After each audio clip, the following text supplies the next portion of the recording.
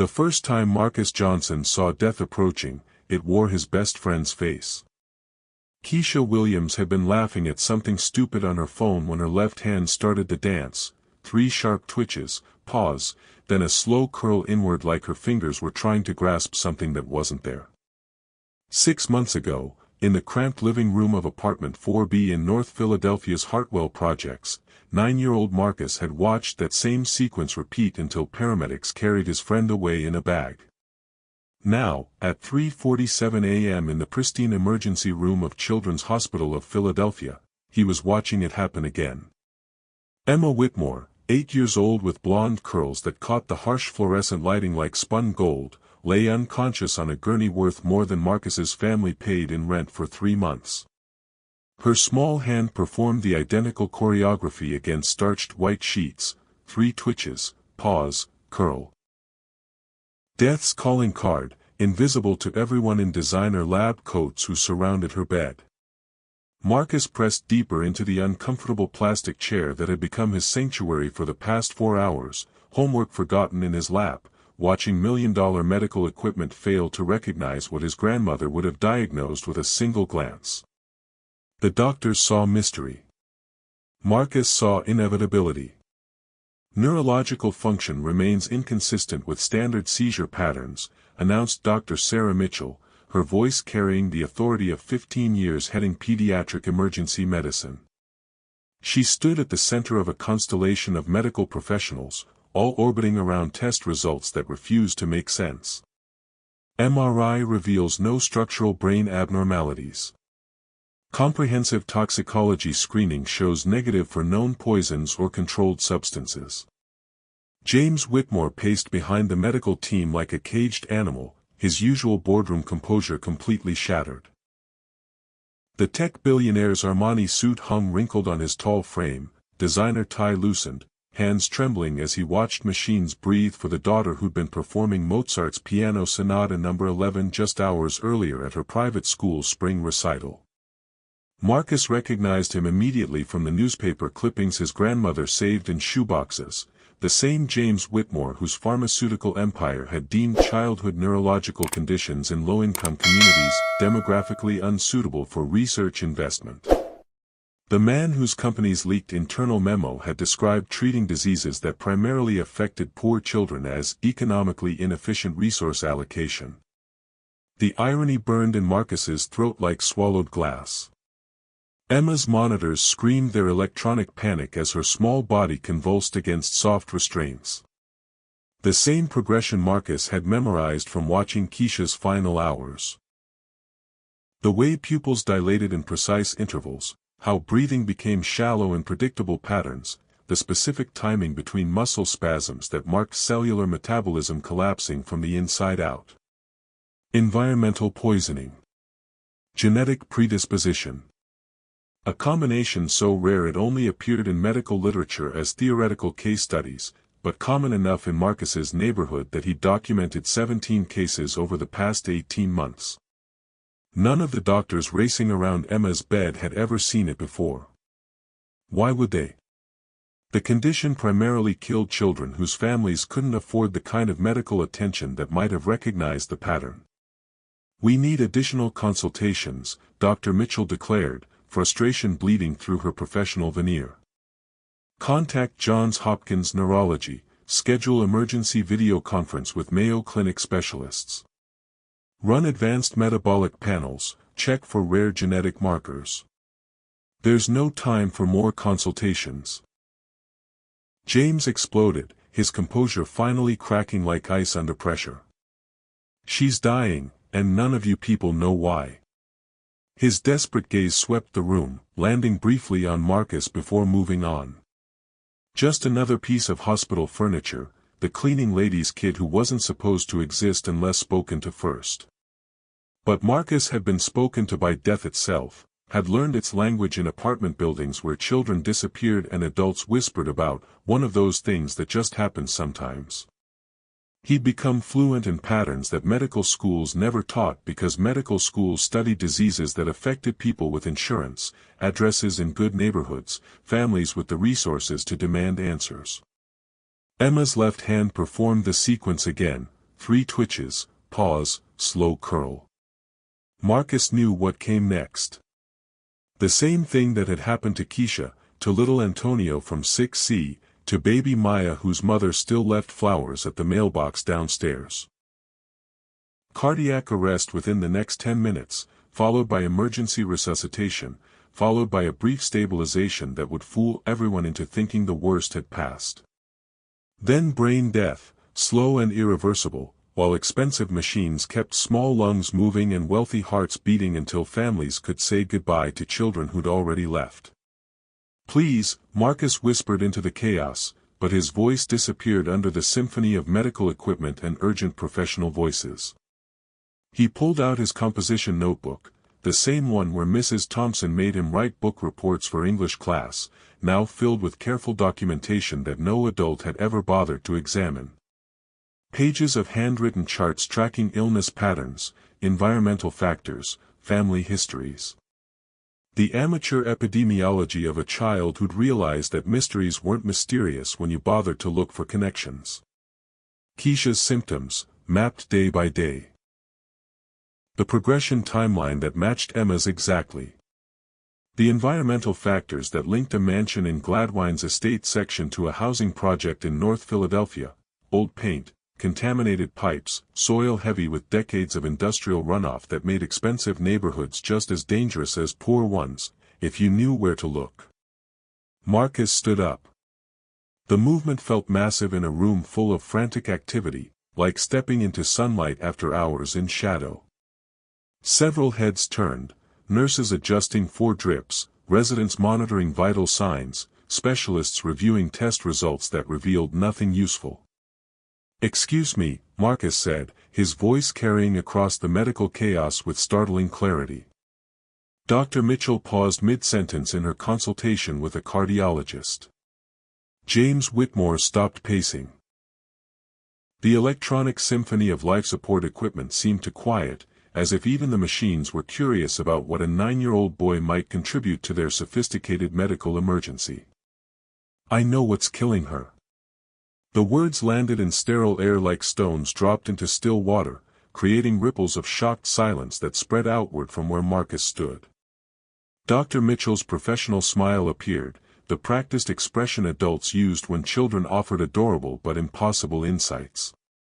"That's very thoughtful, sweetheart, but medical diagnosis requires extensive training, Anne.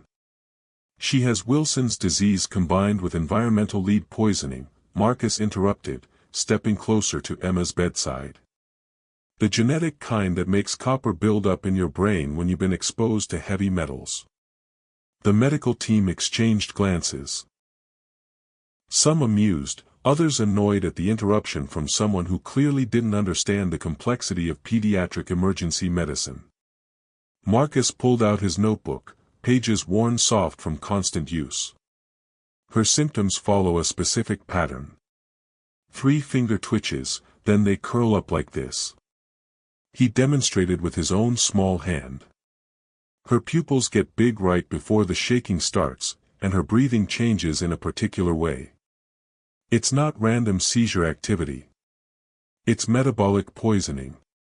He showed them charts he'd drawn himself, documenting progression timelines and environmental correlations that would have impressed medical researchers if they'd been produced by anyone with credentials. Have you ever possessed knowledge that could save someone's life, but realized the world would never listen because of who you are? Young man, Dar. Mitchell's voice carried strained patience. "While we appreciate your concern, medical diagnosis requires years of specialized education and clinical experience that." Emma flatlined. The monitors erupted in electronic screams as her small heart stopped beating. Medical staff exploded into choreographed emergency response, crash cart wheeled into position, defibrillator paddles charged, emergency medications pushed through 4 lines that carried desperate hope directly into veins that had stopped circulating life. Marcus watched the familiar dance of resuscitation, his own heart hammering against his ribs like a caged bird trying to escape. This was exactly how it had happened with Keisha, the same emergency protocols, the same frantic activity, the same expensive failure to understand what was actually killing her. As doctors worked to restart Emma's heart, Marcus stared at his notebook filled with observations that could prevent tragedies if anyone with power bothered to listen to voices from places they'd been trained to ignore. In his neighborhood, children died from mysteries that weren't mysterious at all. In this pristine hospital room, the same preventable death was claiming a billionaire's daughter whose father owned the company that could have saved them all years ago, if treating poor children had seemed profitable enough. The defibrillator discharged with a sound like thunder, and Emma's heart lurched back to life. But Marcus knew this was just the beginning. Being right about the cardiac arrest wouldn't make anyone listen to him about why it happened. And without proper treatment, Emma Whitmore would join the growing list of children whose deaths could have been prevented by someone willing to see patterns that crossed the invisible lines dividing rich from poor, white from black, worthy of saving from expendable. Subscribe now. What happens when Marcus breaks every rule to make them listen will shock you more than Emma's condition ever could. Drop a comment. When have you seen something others missed because they weren't looking in the right places? Sometimes the most important truths come from the most unexpected sources. 43 seconds. That's how long Emma Whitmore's heart stopped beating before the defibrillator shocked it back into rhythm. 43 seconds of clinical death while Marcus Johnson sat frozen in his plastic chair, watching his prediction come true with the precision of a nightmare he'd lived through once before. But being right about when Emma would flatline didn't make a single adult in that sterile room listen to why it happened. Successful resuscitation, Dr. Sarah Mitchell announced to the assembled medical team as Emma's monitors settled into a steady beep. Patient is stable but remains in critical condition. We need this area cleared of non-essential personnel immediately.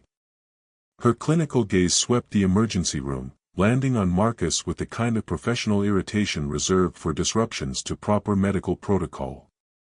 A 9-year-old black boy clutching a worn composition notebook didn't belong in conversations about life and death decisions affecting a billionaire's daughter. Marcus felt his mother's presence before he saw her, the familiar scent of industrial disinfectant clinging to her hospital uniform, the soft whisper of rubber-soled shoes that had walked these corridors for 6 hours already tonight.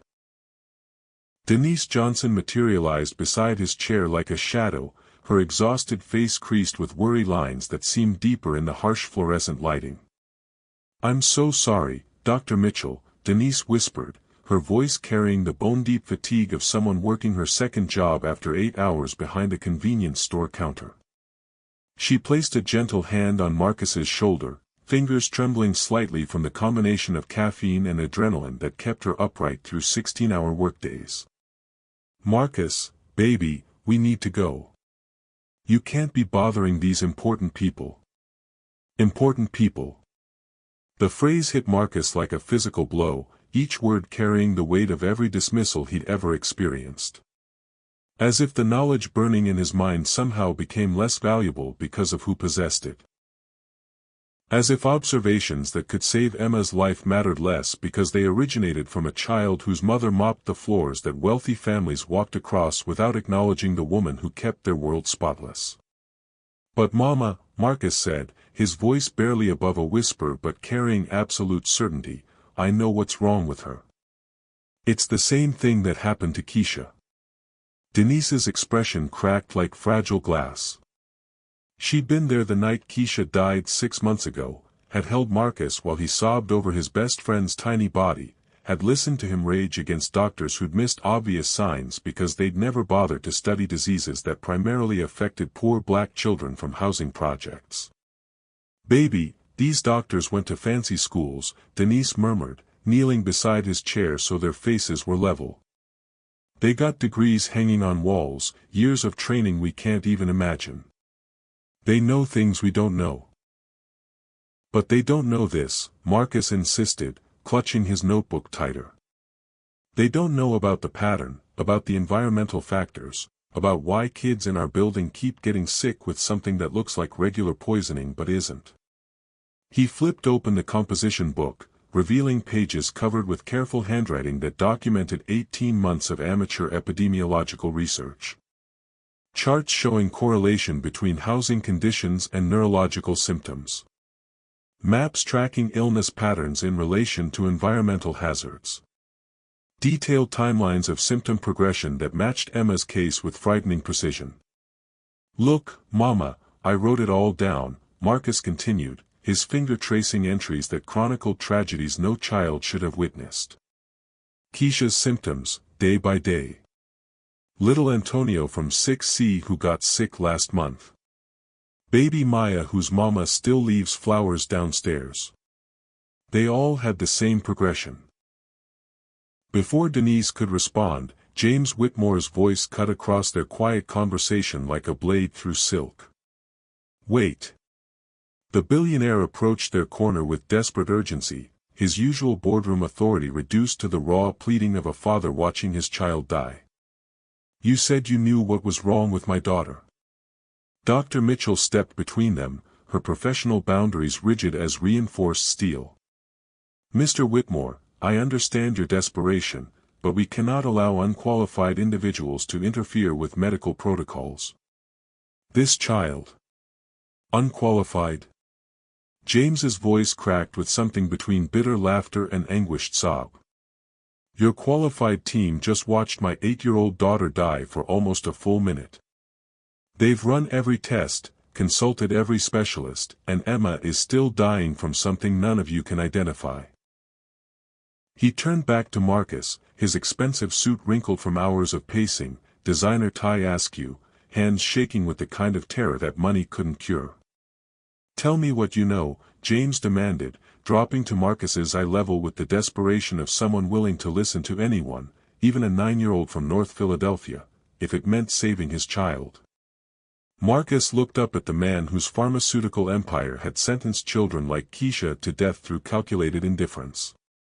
The same James Whitmore whose company had rejected research proposals for rare pediatric conditions because treating diseases that primarily affected low-income families wouldn't generate sufficient profit margins to justify investment. Have you ever faced the choice between helping someone who'd actively harmed your community, or watching an innocent child die for her father's sins? "The copper builds up in her brain," Marcus said, his voice growing stronger despite the skeptical stares surrounding him. "That's why your regular blood tests don't show nothing conclusive. You got a test specifically for Wilson's disease, but not the common presentation everyone studies in medical school." Dr. Mitchell's eyebrows rose slightly, her dismissive attitude shifting towards something resembling professional curiosity. "Wilson's disease typically presents with liver dysfunction and psychiatric symptoms. This patient shows primarily neurological manifestations that don't fit standard progression patterns." "Because it ain't standard," Marcus explained, opening his notebook to a hand-drawn diagram that would have impressed medical researchers if it had come from anyone with credentials. "See, Wilson's disease by itself is manageable with proper treatment. But when you combine the genetic predisposition with environmental lead exposure, the body's copper regulation system gets overwhelmed." He pointed to detailed charts showing the interaction between genetic factors and environmental toxins. "The lead interferes with the liver's ability to process copper properly. So instead of gradual accumulation over years, you get rapid buildup that attacks the nervous system directly." James Whitmore went pale as understanding dawned. "The renovation project," he whispered. "We've been restoring the east wing of our estate where Emma's bedroom is located. The contractors discovered extensive lead paint during demolition." "When did the construction start?" Marcus asked, already knowing the answer from Emma's symptom timeline. 8 months ago. We moved Emma to a temporary bedroom, but she spent the first month breathing dust and debris before we realized the extent of the lead contamination." Marcus nodded grimly. "That's the trigger. Most kids just get regular lead poisoning, which is bad enough. But if you got the Wilson's gene, and Emma's symptoms say she definitely does, the lead exposure overwhelms your body's copper regulation system." Dr. Mitchell was studying Marcus's notebook with growing amazement, her trained eye recognizing the sophistication of observations that should have been impossible for a child to make. "How did you learn to document medical progression with this level of detail?" By watching my friends die, Marcus replied quietly. In my neighborhood, kids get sick all the time from stuff that should be preventable. Environmental hazards, contaminated water, old buildings falling apart. But nobody with power ever bothered to study the patterns or look for connections. He flipped through pages of meticulous documentation, case studies of children whose deaths had been dismissed as unfortunate but inevitable consequences of poverty. Each entry represented a small life that could have been saved if anyone with resources had cared enough to recognize the environmental factors creating preventable tragedies. So I started writing it down, Marcus continued. Tracking when kids got sick, what their symptoms looked like, where their families lived, what kind of work their parents did. Trying to figure out why some kids got better and others didn't. The room fell silent except for the steady rhythm of Emma's life support equipment. Why? Dr. Mitchell asked, her voice softer now, tinged with something approaching respect. Why did you spend so much time documenting something most adults would consider beyond your understanding? Marcus thought about Keisha's mother crying at the funeral service held in their building's community room because they couldn't afford a proper church. About 3 other children from his housing complex who developed mysterious neurological symptoms that doctors had dismissed as developmental delays or behavioral problems. About the way adults always said, that's just how things are, when children in his neighborhood died from conditions that sounded entirely preventable. Because somebody had to, he said simply. And wasn't nobody else bothering to pay attention? The truth of that statement settled over the emergency room like a heavy blanket, forcing everyone present to confront uncomfortable realities about whose lives society considered worth studying, whose deaths merited investigation, whose voices deserved to be heard. James Whitmore pulled out his phone with trembling fingers. Dr. Martinez, this is James Whitmore. I need you to run comprehensive copper level tests and genetic screening for Wilson's disease variants. Yes, immediately. I don't care that it's 4 a.m. My daughter's life depends on accurate results. As the hospital mobilized around Marcus's diagnosis, Denise squeezed her son's shoulder with a complex mixture of maternal pride and profound terror. She'd spent 9 years protecting him from a world that saw young black boys as threats rather than treasures, keeping him invisible in spaces where his brilliance might be perceived as dangerous rather than valuable. Now that same world was forced to acknowledge her child's intellectual gifts. And that recognition terrified her more than their previous invisibility ever had. What if you're wrong, baby? She whispered to Marcus while doctors prepared new testing protocols around Emma's bedside. Marcus looked at Emma, still unconscious but breathing steadily, then at James Whitmore, whose billion-dollar pharmaceutical empire couldn't protect him from watching his child suffer from a condition his own company had refused to research. What if I'm right? He whispered back. Because being right meant Emma might live. But it also meant confronting the devastating truth about how many children like Keisha had died preventable deaths because no one with power had bothered to listen to voices from communities society had written off as expendable. What happens when the people everyone ignores turn out to be the ones with all the answers? The copper-level results would arrive within 6 hours. By then, everyone in this sterile room would know whether a 9-year-old boy from North Philadelphia had just diagnosed a condition that stumped some of the nation's most prestigious medical minds. But Marcus already knew what those tests would reveal. The only remaining question was whether the adults surrounding him would be brave enough to face what his accuracy meant about everything they thought they understood concerning intelligence, expertise, and whose voices society should trust with life and death decisions. Subscribe now. When those test results come back, they'll expose more than just Emma's medical condition. The truth about systemic medical neglect will shock you.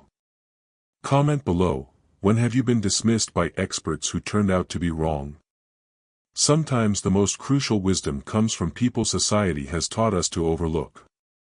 The lab results arrived at 10:47 a.m. with the quiet devastation of bombs wrapped in medical terminology. Dr. Sarah Mitchell stood in the hallway outside Emma's room, holding printouts that transformed a 9-year-old black boy's impossible diagnosis into undeniable medical fact.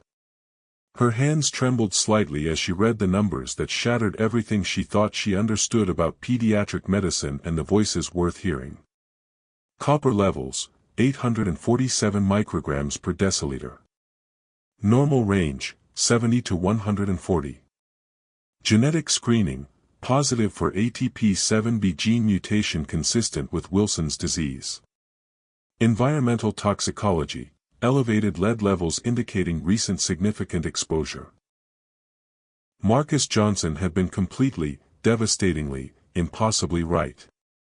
Inside Emma's room, the atmosphere had shifted like weather before a storm. James Whitmore sat beside his daughter's bed, his billionaire composure replaced by something raw and broken. Emma remained unconscious, but her vital signs had stabilized overnight.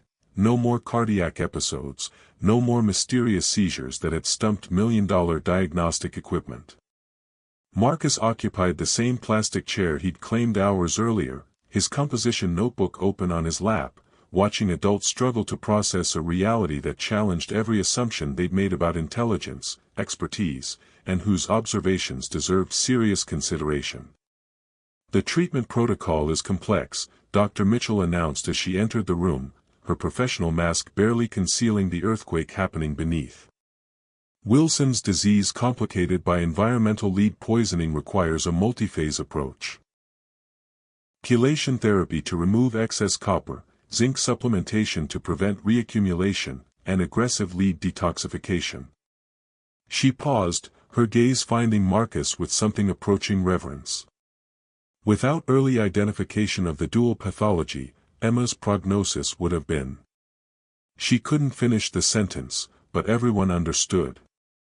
Brain damage. Permanent disability. Death within weeks. James Whitmore looked up from his daughter's bedside, his eyes red-rimmed from exhaustion and something deeper, the kind of grief that comes from recognizing your own moral failures reflected in your child's suffering. "How long has this condition been affecting children in low-income communities?" he asked quietly. The question hung in the sterile air like an accusation. Marcus closed his notebook, the careful documentation of 18 months suddenly feeling heavier in his hands. "Long enough that I got 17 cases written down just from my building and the two next to it. Long enough that Mrs. Patterson lost 2 grandkids to it, but nobody ever called it Wilson's disease 'cause they just said it was complications from poverty." Dr. Mitchell's professional composure cracked visibly. 17 cases. In your immediate neighborhood? Probably more, Marcus replied with the matter-of-fact tone children used for devastating truths. Those just the ones I knew about personally, where I could document the progression and ask family members about environmental factors. He opened his notebook again, flipping to a hand-drawn map of his housing complex with small X's marking apartments where children had developed mysterious neurological symptoms over the past 2 years. "See, most kids in the projects got old paint, old pipes, contaminated soil from when this used to be industrial land. But only some kids got the Wilson's gene. So most just get regular lead poisoning, which is bad but treatable if you catch it early and got insurance for proper chelation therapy." Marcus's finger traced patterns on his map that would have impressed epidemiologists if they'd been produced by anyone with credentials. But the kids with both, the environmental exposure and the genetic predisposition, they die. Quick and ugly, while doctors run expensive tests looking for rare diseases and missing the combination that's killing them. James Whitmore stood abruptly, pacing to the window that overlooked Philadelphia's skyline. His pharmaceutical empire's headquarters rose in the distance, glass towers built on profits from medications that treated wealthy patients' conditions while ignoring diseases that primarily affected the poor. "My company," he said, his voice cracking with recognition, "we've had researchers propose studying environmental factors in pediatric neurological conditions. Multiple times over the past 5 years."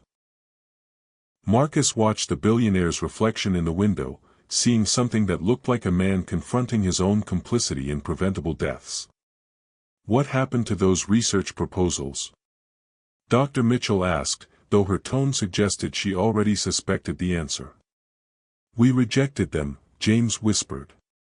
Our market analysis indicated insufficient patient populations with adequate insurance coverage to justify research investment. The board deemed environmental pediatric neurology economically non-viable. The words landed like physical blows in the quiet room.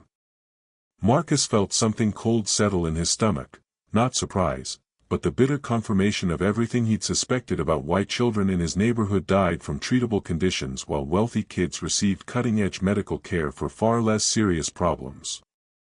So you knew, Marcus said quietly. Your company knew that kids were dying from stuff you could study and fix, but you decided it wasn't profitable enough to care about. James turned from the window, his face gray with the weight of moral reckoning. We didn't know specifically about Wilson's disease and environmental lead interaction.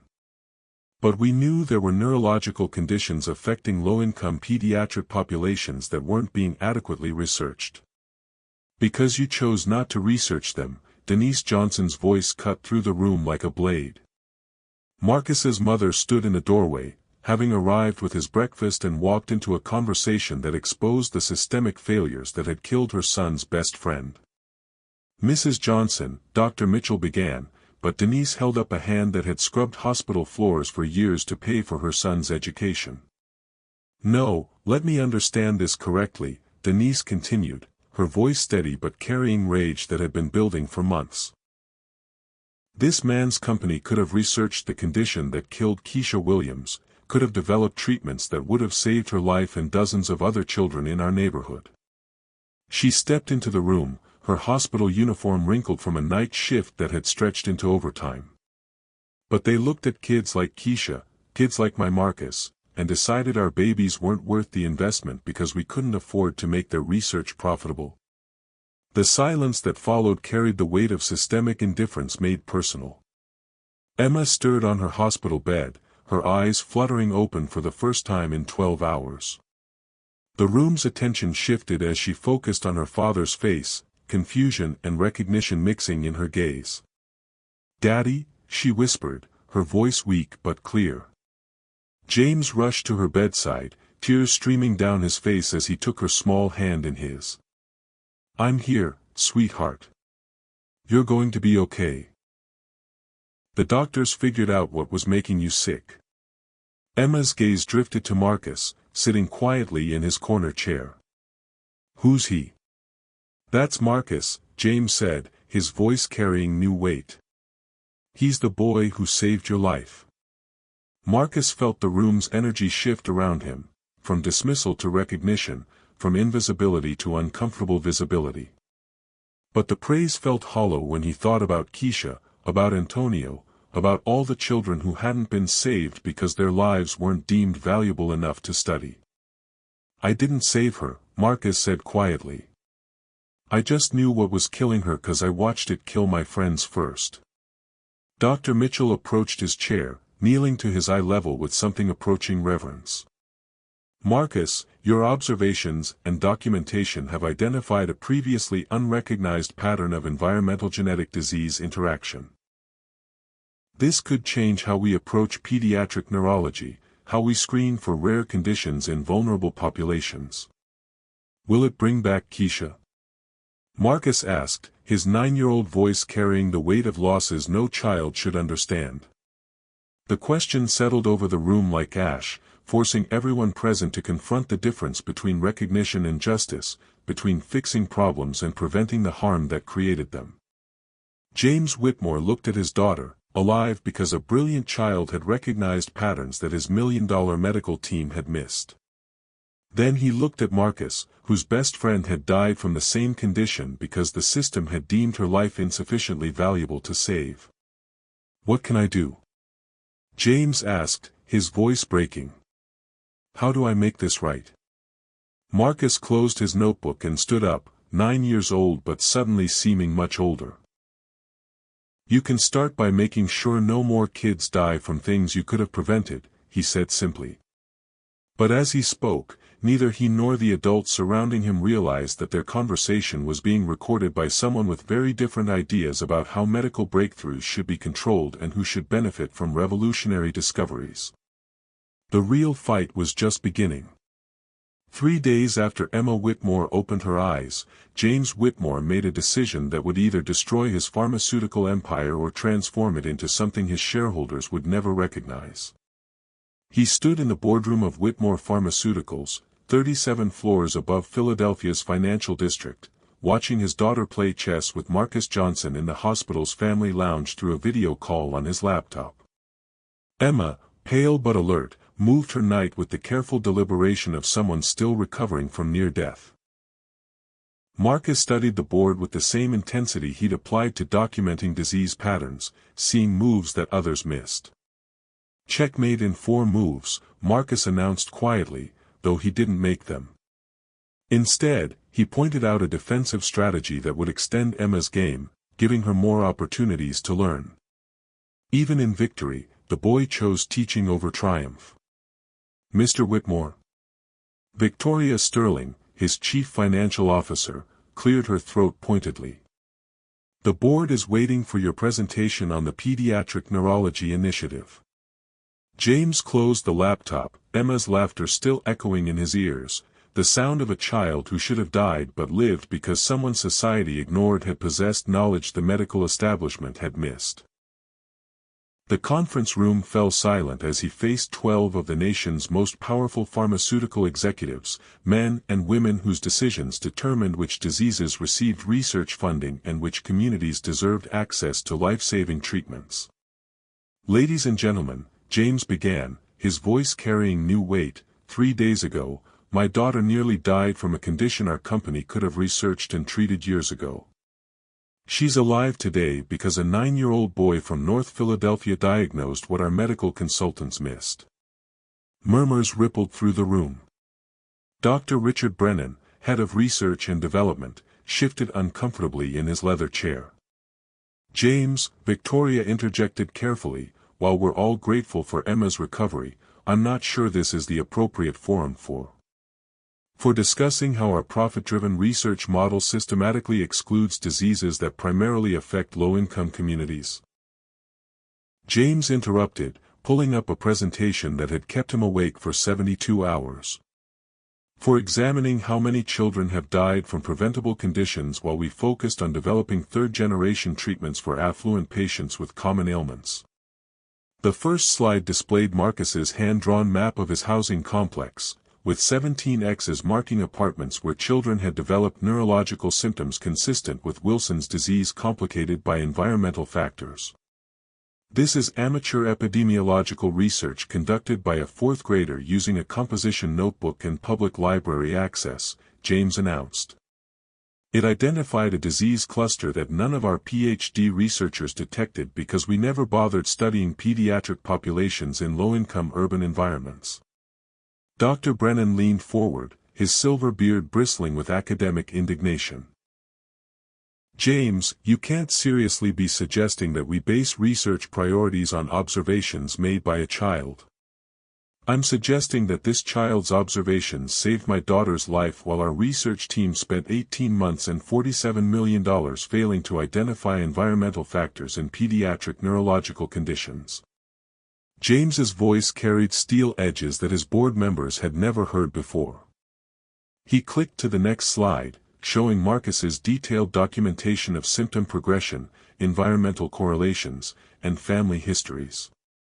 "Marcus Johnson has been conducting sophisticated medical research using resources most of us would consider inadequate for a high school science project. He identified genetic environmental disease interactions that our institutional researchers missed because they were looking in the wrong populations." The room grew uncomfortably quiet. These were people accustomed to controlling narratives about medical innovation, to determining whose voices deserved credibility in discussions about life-saving research. "What exactly are you proposing?" asked Senator Patricia Morrison, whose pharmaceutical lobbying background had earned her a seat on Whitmore's board despite holding no medical credentials. James clicked to his final slide, the Marcus Johnson Initiative for Environmental Pediatric Research. The proposal was radical by pharmaceutical industry standards. A $50 million research program specifically targeting rare diseases that disproportionately affected low-income communities. Community-based diagnostic programs that would train local healthcare workers to recognize environmental health patterns. Most shocking of all, open-source research results that would make treatments accessible regardless of patients' ability to pay premium prices. You want to give away $50 million in research, Victoria said slowly, to develop treatments for patients who can't afford to purchase them at market rates that would justify the investment. I want to prevent more children from dying while we debate whether their lives are profitable enough to save, James replied. Dr. Brennan's face had turned the color of expensive wine. This is medical socialism. It undermines the entire framework of pharmaceutical innovation incentives. The current framework nearly killed my daughter, James shot back. It did kill Marcus's best friend and dozens of other children whose conditions we could have treated if we'd considered them worth studying. He pulled up news footage from Keisha Williams's funeral, a 9-year-old girl laid to rest in a community center because her family couldn't afford a proper church service. Marcus stood beside the small casket, his face already showing the determined observation skills that would later save Emma's life. That little girl died from the same condition that nearly killed Emma, James continued, his voice breaking slightly. The only difference was that Keisha's family couldn't afford the kind of medical attention that might have recognized the environmental factors contributing to her symptoms. The boardroom fell silent except for the hum of climate control systems that maintained perfect temperature for discussions about other people's mortality. The public relations implications alone, Victoria began. The public relations implications, James interrupted, include the fact that every major pharmaceutical company will face scrutiny about why they've ignored pediatric environmental health research while children died from preventable conditions. He was right, and everyone in the room knew it. Marcus's story was already generating media attention that posed uncomfortable questions about medical research priorities and corporate responsibility for vulnerable populations. There's something else, James added quietly. Marcus Johnson has been accepted to the Philadelphia Academy for Gifted Sciences. Full scholarship, accelerated program, direct pipeline to the nation's top medical schools. He paused, letting the implications sink in. In 15 years, Dr. Marcus Johnson will be revolutionizing pediatric medicine whether we support him or not. The question is whether we want to be remembered as the company that recognized his brilliance early, or the industry that ignored it until forced to acknowledge what we'd missed. Senator Morrison leaned back in her chair, political instincts recognizing shifting power dynamics. You're essentially proposing that we invest in research guided by a 9-year-old's observations. I'm proposing that we invest in research informed by systematic documentation of disease patterns that our traditional methods overlooked, James corrected. Marcus's age is less relevant than his accuracy. Dr. Brennan stood abruptly, his academic pride clearly wounded by suggestions that institutional research had blind spots. This is unprecedented. Medical research requires peer review, institutional oversight, established protocols. Established protocols that missed a diagnosis made by a 4th grader with a composition notebook, James finished. Maybe it's time to examine whether our protocols are serving patients or protecting our assumptions about whose intelligence we're willing to recognize.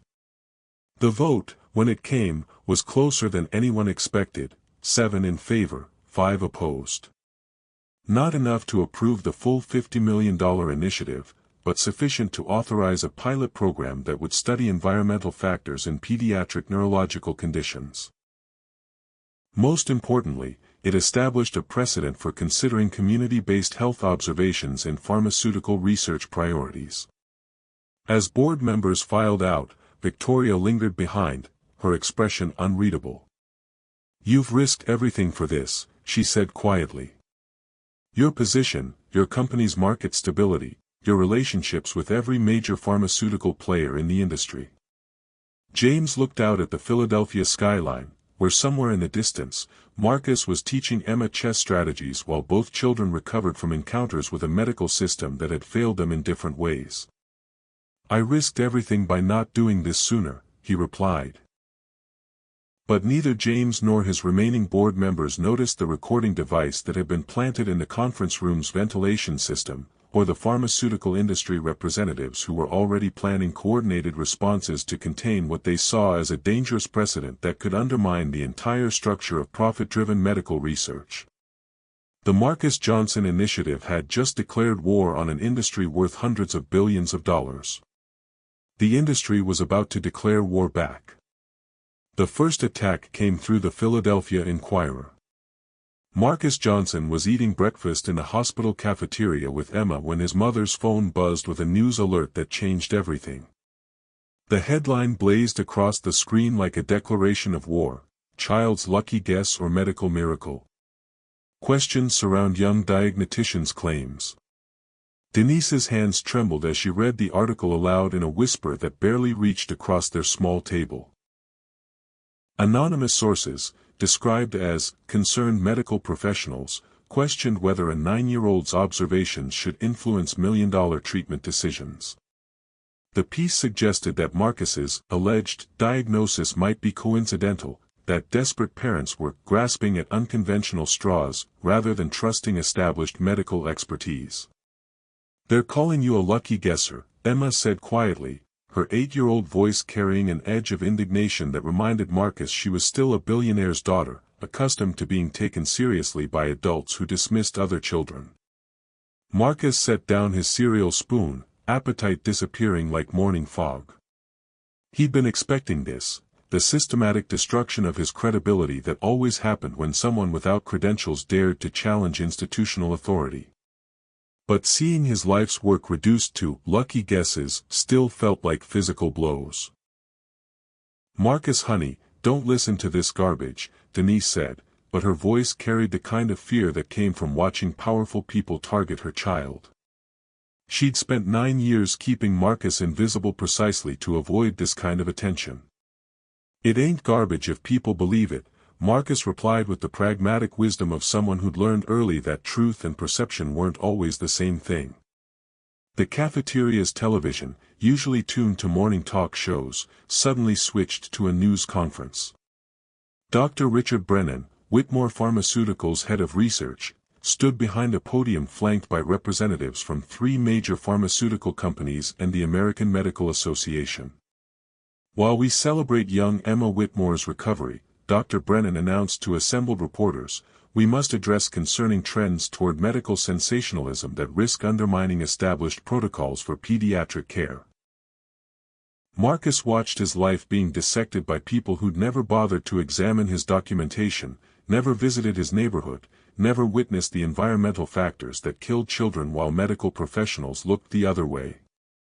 "The medical community has serious concerns," Dr. Brennan continued, "about encouraging unqualified individuals to make diagnostic suggestions that could delay appropriate treatment. What happened with Miss Whitmore appears to be coincidental pattern recognition rather than actual medical insight."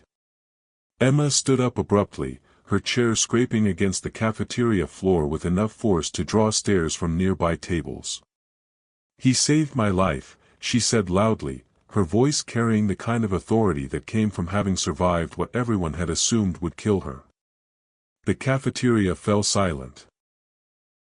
Conversation stopped mid-sentence as diners turned to look at the small blonde girl who'd been unconscious just days earlier, now defending the black boy who diagnosed her when teams of specialists couldn't. "Marcus knew exactly what was wrong with me when all those fancy doctors were running expensive tests that showed nothing," Emma continued, her voice growing stronger. "He drew pictures in his notebook that looked exactly like what was happening in my brain. That's not luck. That's being smart enough to pay attention when everyone else was looking in the wrong places." Her declaration rippled through the room like dropped stones in still water. Phones appeared as people began recording the impromptu defense of Marcus's expertise by the patient whose life he'd saved. But Marcus felt a cold weight settling in his stomach as he recognized the pattern emerging. This was how the system protected itself. by destroying the credibility of anyone who threatened established hierarchies, especially when those threats came from unexpected sources. His phone buzzed with a text from James Whitmore, conference room 7th floor. Now. Bring your notebook. 20 minutes later, Marcus sat in a room that cost more than his family's annual rent, surrounded by lawyers, public relations specialists, and pharmaceutical executives whose expressions ranged from sympathetic to openly hostile. James Whitmore looked like someone who hadn't slept in weeks, his usual corporate polish replaced by the haggard appearance of a man fighting battles on multiple fronts. "The coordinated response is more extensive than we anticipated," announced Patricia Chen, Whitmore's crisis management specialist. She pulled up news coverage on wall-mounted screens showing similar stories appearing simultaneously across major media outlets. Someone organized this campaign specifically to discredit Marcus's diagnosis and undermine the legitimacy of community-based health observations. Marcus studied the coverage with the same analytical attention he applied to medical symptoms. The language patterns were too similar across different outlets to be coincidental. Phrases like unqualified diagnosis, dangerous medical precedent, and exploitation of desperate families appeared in nearly identical contexts. "They're trying to make people afraid of listening to kids like me," Marcus observed quietly. "They're trying to protect a research model that excludes entire populations from medical innovation," James corrected, his voice carrying new steel. "Your diagnosis threatens billions of dollars in pharmaceutical profits that depend on maintaining artificial scarcity of medical knowledge." Dr. Sarah Mitchell entered the conference room carrying a manila folder thick with documents. Her expression mixed professional excitement with personal outrage as she addressed the assembled group. "I've spent the past 3 days reviewing Marcus's documentation against established epidemiological standards," she announced. "His methodology is more sophisticated than research I've seen from graduate students. His environmental correlation analysis identified patterns that would have taken our institutional researchers years to recognize." She pulled out Marcus's composition notebook, now photocopied and bound in official medical formats that transformed his handwritten observations into something that looked like peer-reviewed research. Marcus documented 17 cases of pediatric neurological symptoms consistent with Wilson's disease complicated by environmental factors. His progression timelines match clinical presentations with 94% accuracy. His environmental correlation analysis identified causal relationships that explain why this condition cluster appeared in specific housing developments. The room fell silent as the implications sank in. Marcus's lucky guesses represented systematic medical research that had been dismissed simply because of who had conducted it. "There's more," Dr. Mitchell continued. "I contacted pediatric neurology departments at Johns Hopkins, Mayo Clinic, and Children's Hospital Boston.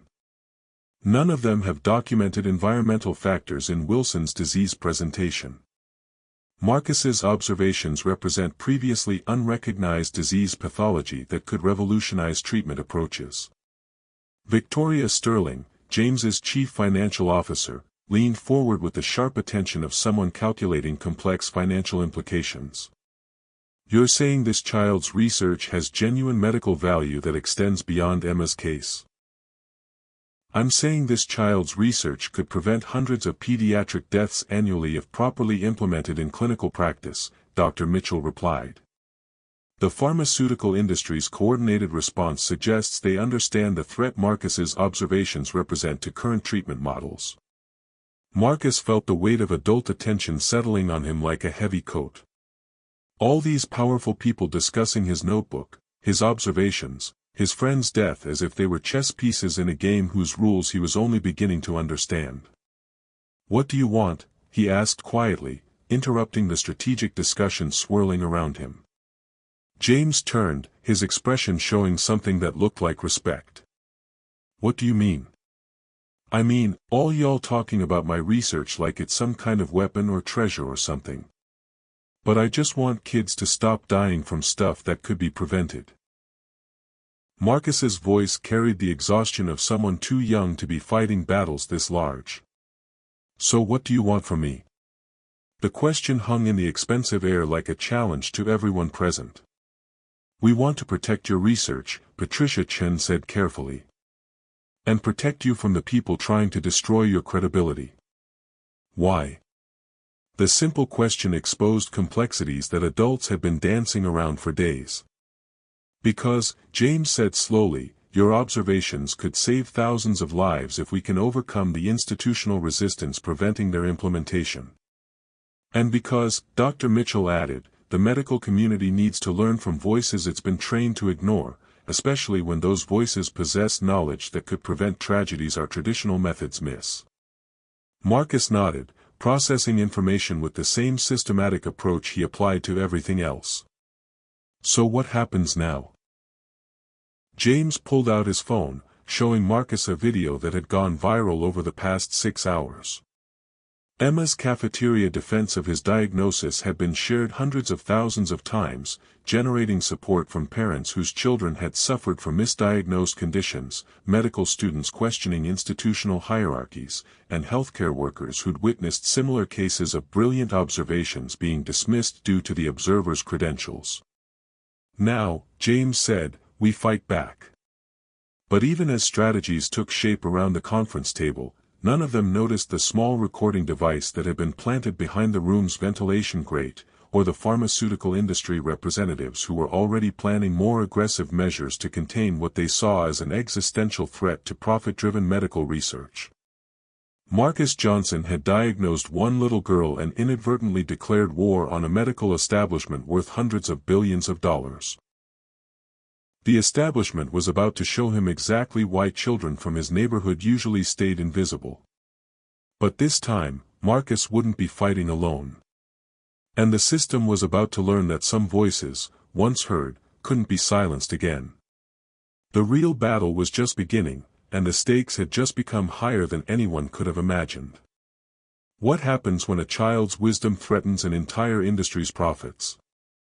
Subscribe to find out how far powerful people will go to silence inconvenient truths. The assassination attempt on Marcus's character came at 6:47 p.m. on a Tuesday, delivered through the most trusted voice in American medicine. Dr. Amanda Richardson, Surgeon General of the United States and the nation's highest medical authority, stood behind the podium at the National Press Club with the gravity reserved for announcements about public health emergencies. Behind her, the seal of the Department of Health and Human Services carried the weight of federal authority that could reshape medical practice with a single statement. The Department of Health and Human Services must address growing concerns about unlicensed medical diagnosis that could endanger pediatric patients nationwide, Dr. Richardson announced to assembled reporters, her voice carrying the clinical precision that had made her a respected authority on medical ethics. Marcus sat in his apartment living room, watching his world crumble on the 13-inch television that had been his family's window to possibilities beyond North Philadelphia. Denise held him close on their second-hand couch, both of them understanding that when the Surgeon General spoke, the entire medical establishment listened. While we celebrate any child's recovery from serious illness, Dr. Richardson continued, we cannot allow emotional responses to undermine established protocols that protect patients from potentially dangerous amateur diagnosis. The words hit like precision strikes, each phrase carefully chosen to destroy Marcus's credibility while appearing to protect children's welfare. Amateur diagnosis. Emotional responses. The language of medical authority dismissing observations that had saved Emma's life. The case in Philadelphia, while heartwarming as a human interest story, represents a concerning trend toward medical populism that could delay appropriate treatment for vulnerable pediatric populations.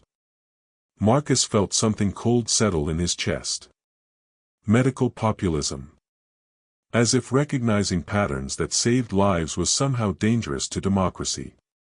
His phone exploded with notifications, text messages, social media mentions, news alerts that tracked the systematic destruction of everything he'd worked to build.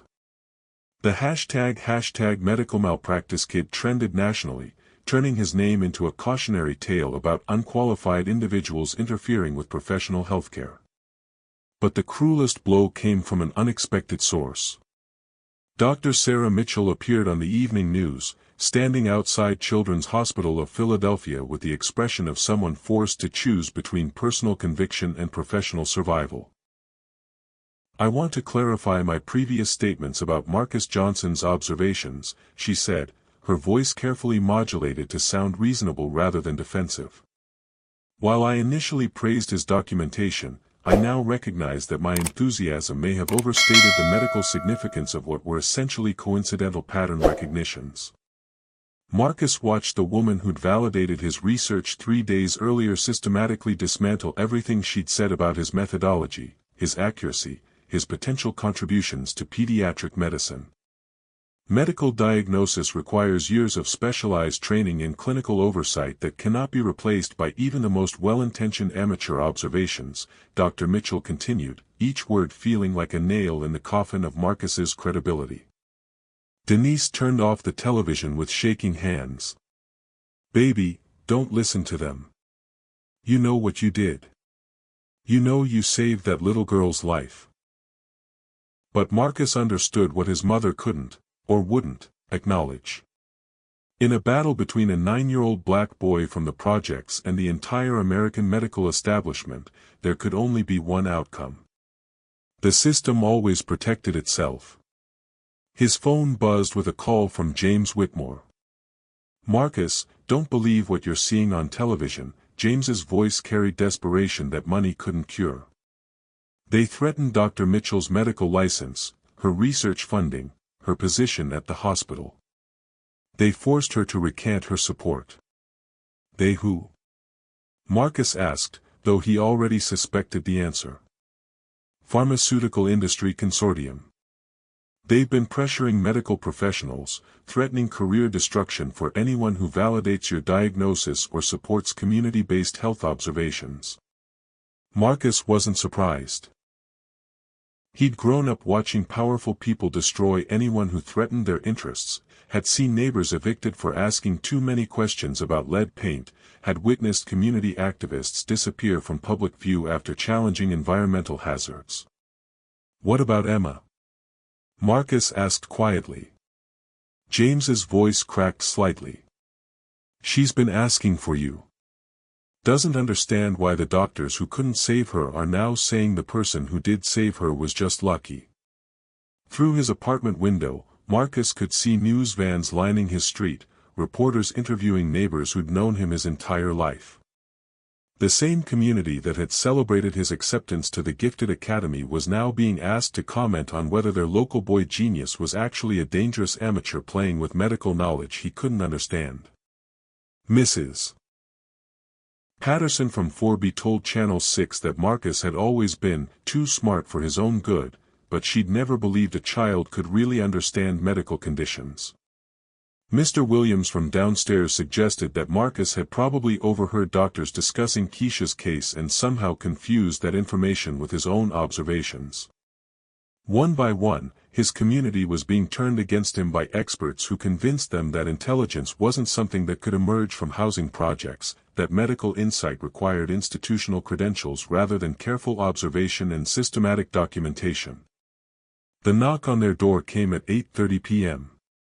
Marcus opened it to find Emma Whitmore standing in the hallway with her father, looking small and determined in a way that reminded him of soldiers preparing for battles they might not survive. "I came to see if you were okay," Emma said simply. Behind her, James looked haggard, his billionaire composure completely shattered by 3 days of industry pressure, media attacks, and watching his daughter's savior be systematically destroyed by the medical establishment he'd once been part of. "The Pharmaceutical Consortium made me an offer," James said quietly, his voice barely above a whisper. $200 million to publicly state that Emma's recovery resulted from delayed-onset traditional treatment rather than Marcus's diagnostic insights. Marcus felt his world shift around this revelation. $200 million to lie about what had actually saved Emma's life. "What did you tell them?" Denise asked, her voice carrying the fear of someone who'd spent her life watching powerful people choose money over truth. "I told them that my daughter's life is worth more than their money," James replied. "But I also understand what we're fighting against now. This isn't just about medical recognition. It's about protecting an entire economic system that profits from artificial scarcity of medical knowledge. Emma stepped into the apartment, looking around at surroundings that were smaller than her bedroom but somehow felt more real than the mansion she'd grown up in. "Marcus," she said seriously, "my daddy's lawyers said the government people are going to investigate whether you should be allowed to keep going to your smart school." The words hit like physical blows. The Philadelphia Academy for Gifted Sciences, his pathway out of poverty, his chance to become the doctor who could prevent more children from dying like Keisha, was now threatened because he'd been too successful at recognizing medical patterns. "They're saying you might be dangerous to other kids if you keep thinking you know about medical stuff," Emma continued with the brutal honesty of children who hadn't learned to soften devastating truths. Marcus sat down heavily on the couch, feeling the weight of institutional power crushing everything he'd dreamed of becoming. They were going to take away his education, his future, his ability to help children like himself, all because he'd been right when they were wrong. "But I know something they don't know," Emma said, her 8-year-old voice carrying surprising strength. She pulled out her phone, showing Marcus a video that made his breath catch in his throat. The footage was grainy, clearly recorded in secret, but the voices were unmistakable. Dr. Richard Brennan, speaking to what sounded like a room full of pharmaceutical executives. "The boy's observations are medically sound. That's precisely why we need to discredit him before other communities start conducting similar health analyses. If low-income populations begin documenting disease patterns independently, they'll identify environmental factors that could cost our industry billions in liability and force us to research in profitable conditions." Another voice, which Emma identified as belonging to the head of medical licensing for Pennsylvania, "We can revoke the hospital's accreditation for allowing unlicensed diagnosis, pressure the Gifted Academy to reconsider his admission, make sure no medical school will ever accept him." A third voice, cold and calculating, "The Surgeon General's statement should end public support for amateur medical diagnosis. If that doesn't work, we'll need more direct measures to ensure this precedent doesn't spread." Marcus stared at the phone screen, watching proof that everything he'd suspected was true. The medical establishment wasn't trying to protect patients from dangerous amateur diagnosis. They were protecting profits from accurate amateur diagnosis that threatened their control over medical knowledge. "How did you get this recording?" James asked his daughter, his voice mixing pride with terror. "I hid my phone in Daddy's office when he was meeting with the pharmaceutical people," Emma said matter-of-factly.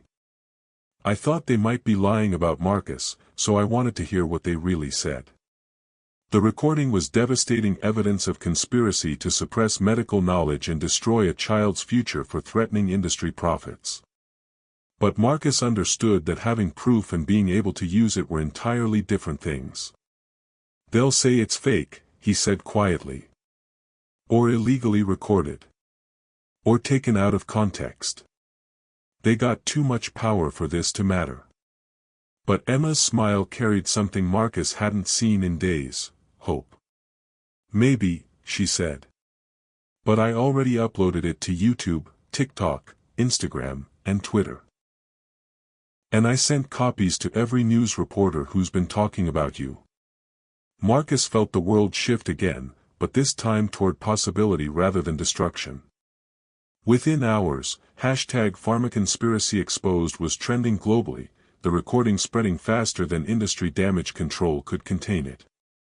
The systematic campaign to destroy Marcus's credibility was revealed as exactly what it was: a coordinated effort to protect pharmaceutical profits from community-based health observations that could save lives and expose environmental hazards. But Marcus knew this victory would be temporary. The pharmaceutical industry had resources, connections, and power that could outlast any social media storm. The real question was whether the truth, once released, could survive the forces determined to bury it. And whether a 9-year-old boy from North Philadelphia had the strength to keep fighting battles that should never have been his to fight. When a child's wisdom threatens billion-dollar industries, how far will those industries go to silence the truth? Subscribe to find out if justice can survive when power decides to play by different rules. 6 months later, Dr. Marcus Johnson stood in the same emergency room where his journey had begun, but everything had changed. At 14, he was the youngest person ever admitted to the University of Pennsylvania's accelerated medical program, his composition notebook now published as Community-Based Epidemiological Observations in Urban Pediatric Health, by the American Journal of Medicine. But the real transformation wasn't in his accolades, it was in the room around him. The walls that once displayed only credentials from prestigious medical schools now featured community health maps created by local residents, environmental hazard documentation compiled by neighborhood activists, and diagnostic flowcharts that included questions about housing conditions, family employment history, and environmental exposures that medical schools had never taught doctors to consider. Patient in Bay 7 shows neurological symptoms consistent with environmental toxicity, announced Dr. Sarah Mitchell, who had returned to Children's Hospital after a 3-month suspension, her voice carrying new humility earned through hard experience. Community Health Liaison, please assess living conditions and family history. The community health liaison who responded was Mrs. Williams from Marcus's old building, now trained to recognize the environmental patterns that killed children while doctors looked for rare diseases and expensive tests. Her observations had already saved 4 children this year from conditions that would have been missed by traditional diagnostic approaches. Marcus watched this new collaboration with quiet satisfaction. Emma Whitmore, now 9 and his constant study partner despite their different backgrounds, nudged him with her elbow. "Remember when they said you were just lucky?" she whispered, grinning at the controlled chaos of medical professionals consulting community members about environmental health factors. "Remember when they tried to take away your future because you knew too much?" The pharmaceutical industry's coordinated attack had backfired spectacularly once Emma's recording went viral. Congressional hearings, federal investigations, and criminal charges for conspiracy to suppress medical research had followed. Dr. Richard Brennan was facing federal prison time for orchestrating the systematic suppression of community-based health observations. 3 pharmaceutical companies had been fined billions for deliberately ignoring research that could have saved children's lives. But the real change went deeper than individual prosecutions. The Marcus Johnson Act, signed into law 4 months earlier, required medical schools to include community health observation training in their curricula. Pharmaceutical companies now faced legal obligations to research conditions affecting low-income populations, with federal funding tied to their commitment to addressing health disparities. Most importantly, community health liaisons became standard positions in hospitals nationwide, ensuring that environmental and social factors were considered in pediatric diagnosis. Dr. Johnson to Conference Room A, came the announcement over the hospital's intercom system. Marcus still felt a jolt of surprise hearing his name with the honorary title the hospital had granted him after his research saved 17 children from misdiagnosis in the past 6 months. He walked through corridors where his picture now hung alongside Nobel Prize winners and medical innovators, a 9-year-old black boy who changed medicine by refusing to stay quiet about what he'd observed. Conference Room A was packed with faces that told the story of how everything had changed. James Whitmore sat beside Senator Patricia Morrison, whose wife's Alzheimer's treatment had improved dramatically using environmental approaches Marcus's research had identified. Dr. Mitchell reviewed case files with community health workers from 3 Philadelphia neighborhoods. Most importantly, families whose children had been saved by the new diagnostic protocols shared space with medical professionals who'd learned to listen to voices they'd previously ignored. "The quarterly reports are remarkable," James announced, pulling up data on wall-mounted screens. Community-based health observations have identified 347 cases of environmental genetic disease interactions that would have been missed using traditional diagnostic approaches. The numbers told a story of lives saved, families preserved, communities empowered. But Marcus found himself thinking about the children who hadn't been saved, whose deaths had been necessary to create the urgency that forced systemic change. "Keisha would be 10 years old today," he said quietly, his voice carrying across the room with unexpected weight. Conversation stopped as everyone present understood they were hearing from the person whose friend's death had started everything. Marcus stood, feeling older than his 14 years but determined to honor the memory that drove his work. 347 kids saved is amazing. But I keep thinking about all the kids who died before anyone bothered to listen to people from communities like mine. Kids whose parents knew something was wrong but got dismissed by doctors who never learned to recognize environmental health factors. He pulled out his original composition notebook, now worn soft from handling but still containing the handwritten observations that had revolutionized pediatric medicine. This notebook represents 18 months of watching friends die from preventable conditions while adults who could have helped them chose not to listen because the people doing the observing didn't have the right credentials. Emma stood beside him, her presence bridging the different worlds that Marcus's work had brought together. "What Marcus is saying," she added with the confidence of someone who'd learned to use her privilege strategically, "is that saving lives shouldn't depend on who reports the symptoms." Dar. Mitchell nodded, her expression carrying the weight of professional growth earned through acknowledging past failures. The medical community has learned that diagnostic accuracy improves when we include environmental and social observations from community members who understand local conditions. More than that, Senator Morrison interjected, "We've learned that excluding voices based on credentials rather than accuracy creates blind spots that cost lives." James Whitmore stood, his transformation from profit-driven pharmaceutical executive to community health advocate complete. The Whitmore Foundation has allocated $2 billion to expanding community health liaison programs nationwide. But the real change isn't in funding, it's in recognition that medical knowledge exists throughout communities, not just in institutions. Marcus felt the weight of systemic transformation that had grown from his refusal to stay quiet about what he'd observed. But the victory felt incomplete without acknowledging its cost. "I want to read something," Marcus said, pulling out a letter that had arrived that morning. "This is from Mrs. Patterson, Keisha's grandmother." He cleared his throat, emotion making his voice unsteady. "Dear Marcus, I saw on the news that your research is helping save children all over the country. I wanted you to know that Keisha would be proud of how you turned your grief over losing her into something that protects other kids. She always said you noticed things that other people missed. I'm glad the world finally learned to listen." The room fell silent, recognizing they were witnessing the intersection of personal loss and systemic change. "That's why we do this work," Marcus continued. "Not for recognition or awards, but because children like Keisha deserve better than dying from preventable conditions while people with power choose not to listen to communities that understand what's killing them." Emma squeezed his hand, her 8-year-old presence grounding him in the present while honoring the past that had shaped his purpose. "So what happens now?" asked Dr. Mitchell. Marcus looked around the room at faces representing transformed systems, pharmaceutical executives who now prioritized community health over profit margins, medical professionals who'd learned to value environmental observations, community members whose voices had been elevated to positions of authority, children whose lives had been saved by listening to previously dismissed sources of knowledge. "Now we make sure this becomes normal," Marcus said simply.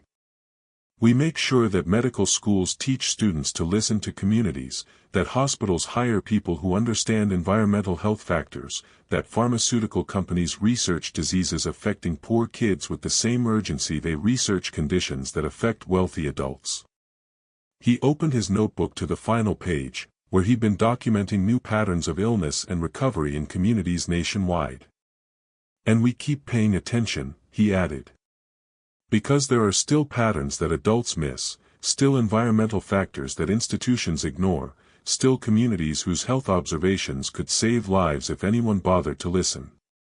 James Whitmore pulled up the final presentation slide, showing a map of community health programs expanding across the United States, funded by pharmaceutical settlements and staffed by residents trained to recognize environmental health patterns. The Marcus Johnson Initiative has established community health observation programs in 47 states, he announced. Each program is led by community members who understand local environmental factors, supported by medical professionals committed to diagnostic collaboration. But Marcus's attention was drawn to movement outside the conference room windows. In the hospital courtyard below, children from his old neighborhood were participating in an environmental health education program, learning to recognize the patterns that could save their own lives and the lives of their friends. Among them was a 7-year-old girl whose observations had identified lead contamination in her school's water supply just last week, preventing an outbreak that could have affected hundreds of children. The next generation was learning that their voices mattered, that their observations had value, that intelligence wasn't determined by credentials but by accuracy and insight. Emma followed his gaze, understanding immediately what he was seeing. "They're going to be even better than we were," she said quietly. "They're going to be what we should have been all along," Marcus corrected. "Kids whose brilliance gets recognized instead of ignored, whose observations get heard instead of dismissed, whose communities get served instead of abandoned." As the meeting concluded and participants dispersed to continue work that had transformed American medicine, Marcus lingered in the conference room with Emma, looking out at children whose futures would be shaped by the changes their friendship had created. "Do you ever think about what would have happened if you hadn't spoken up that night?" Emma asked. Marcus considered the question seriously. "I think about Keisha a lot. About how many other kids might still be alive if someone had listened to community observations years ago. But I also think about all the children who are alive now because we refuse to stay quiet." He closed his notebook and stood to leave, 14 years old but carrying responsibilities that had reshaped pediatric medicine across the nation. "The most important thing," Marcus said as they walked toward the hospital exit, "is that it's not just about us anymore. It's about making sure no child ever again has to watch friends die from preventable conditions while adults choose not to listen."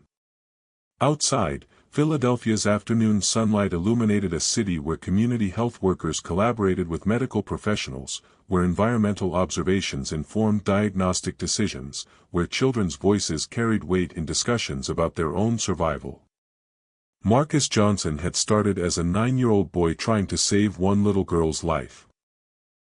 He'd ended up transforming American medicine by proving that wisdom existed wherever people cared enough to observe, document, and speak truth about what they witnessed. The revolution was complete. But more importantly, it was just beginning.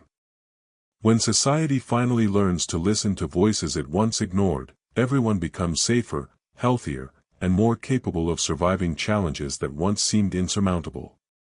Sometimes the most important medical breakthroughs come not from laboratories, but from communities that understand what's actually making people sick.